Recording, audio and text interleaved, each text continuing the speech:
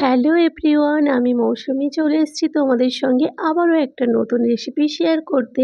আজকে কি করব বলো তো? আজকে করব শুক্তো। হঠাৎ আমার কর্তামশাইয়ের মন চেয়েছে শুক্তো খেতে, তাই একেবারে দেখো শুক্তো নিয়ে চলে এসেছি। কলকাতায় যেরকম শুক্তো হয় সেরকম কিন্তু নয়। আজকে আমি বানাবো মশলা শুক্তো। এখানে কোনো দুধ বা সর্ষে পোস্ত কিছুই ব্যবহার করব না। সিম্পলভাবে বাড়িতে যে সবজিগুলো ছিল সেগুলো দিয়েই লেগে পড়েছি। এখানে দেখতে পাচ্ছ সজনে ডাঁটা নিয়ে নিয়েছি, কাঁচকলা ছিল, তারপরে শিম ছিল, আর একটু রাঙা আলু। রাঙা আলুকে তোমরা কি বলো অবশ্যই জানাতে ভুলো না।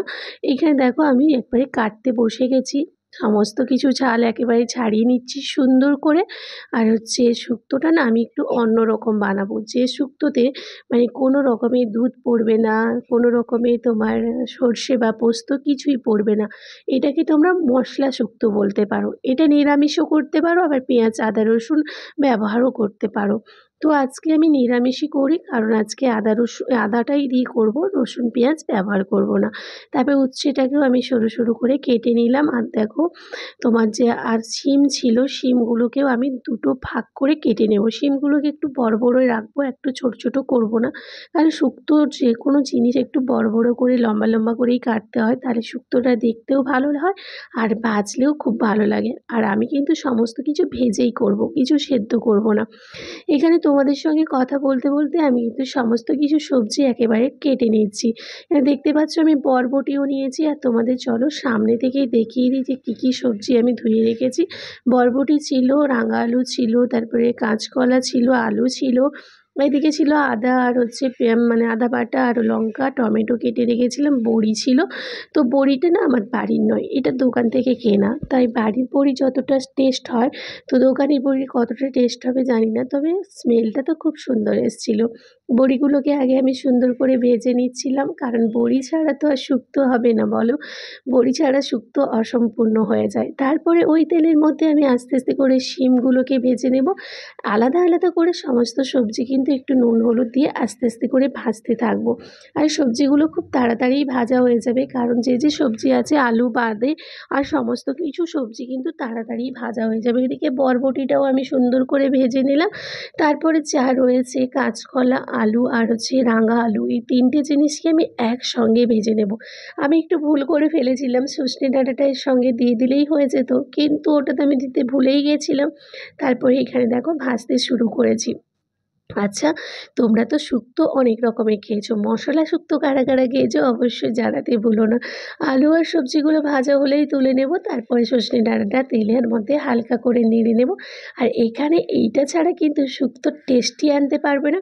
তার জন্য পাঁচ ফোড়নকে ভেজে রেখেছি, ভাজা মশলা করে রেখে দিলাম, এটা শুক্তোর লাস্টে ছড়িয়ে দেবো। তারপরে দেখো এখানে সমস্ত মশলা করে নিলাম, আদা বাটা, তারপরে টমেটো, কাঁচা লঙ্কা, এদিকে ধনে গুঁড়ো, জিরে গুঁড়ো সমস্ত কিছু দিয়ে মশলাটাকে সুন্দর করে কষিয়ে নেব। মশলাটা না কষালে কিন্তু টেস্ট আনতেই পারবো না। তারপরে সমস্ত সবজিগুলো দিয়ে দিলাম, শুধু উচ্ছে আর বরবটিটা বাদ, শিমটা বাদ দিয়ে আলু আর হচ্ছে যে শক্ত শক্ত যে সবজিগুলো হয় কাঁচকলা, আলু, এই সমস্তগুলো আমি দিয়ে দিচ্ছি। একটু নাড়িয়ে কষিয়ে তারপরে হালকা একটু জল দিয়ে কিন্তু আমি শিমটা আর বরবটিটা দিয়ে আবারও কষাতে শুরু করে দেব, কারণ এর মধ্যেও তো মশলাটা ঢুকতে হবে, নাহলে টেস্টটা আনবো কী করে। আচ্ছা, তোমাদের শুক্তো কীরকম বাড়িতে তৈরি হয় অবশ্যই জানিও। আর মশলা শুক্তো কে কে খেয়েছো বলতে ভুলো না বন্ধু। তোমাদের ভালোবাসার জন্য তো এইসব সবজিগুলো তোমাদের কাছে তুলে ধরি। আর শীতের সিজনে শুক্তো তো সত্যি অসাধারণ খেতে হয়। এইখানে তোমাদের সঙ্গে রান্না করতে করতেই ভিডিও শেয়ার করছিলাম, বারবার নিজেকে দেখছিলাম যে আমাকে দেখা যাচ্ছে না সবজিটাকে দেখা যাচ্ছে। তো একা ক্যামেরাম্যান হলেই এই হয় প্রবলেম। তারপরে জল দিয়ে ভালো করে একটু ফুটিয়ে নেব। এই শুক্তো তো জানো তুমি একটু জল দিয়ে না ফোটালে তোকে সব কিছুই সেদ্ধ হবে না। তারপরে জল দিয়ে পরিমাণ মতো লবণ দিয়ে ফোটাতে শুরু করলাম, আর উপর থেকে বড়িগুলো ছড়িয়ে দিলাম। এই যে বললাম প্যাকেটের বড়ি প্রচুর শক্ত হয়, আগে থেকে যদি দিয়ে দিই তাহলে কিন্তু একটু নরম হয়ে যাবে।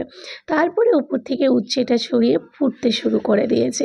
দেখো বন্ধুরা, উচ্ছের কালারটাও কিন্তু আলাদা হয়ে গেল। আর উপর থেকে যে গরম মশলাটা করে রেখেছিলাম, গরম মশলা না, ভাজা চাট মশলাটা, ওই মশলাটা ছড়িয়ে দিলাম। উফ, ওই মশলাটা ছড়ানোর পরে গোটা ঘরটাই যেন আমার শুক্তোর একটা গন্ধতে ভরপুর হয়ে গেছে। উফ, মনে হচ্ছে যেন চেটে পুটে এক্ষুনি খেয়ে নিই। দেখো আমার শুক্তো রেডি, আমি নামিয়ে ফেলেছি। শুক্তোতে কিন্তু ফোড়ন দেওয়ার সময় তেজপাতা দিতে একেবারেই ভুলো না, যেটা আমি তোমাদের বলতে ভুলে গেছি। আর দেখো হয়েছিল একেবারে ফাটাফাটি। তাহলে বন্ধুরা আজ আসি, আবারও দেখা হবে অন্য একটা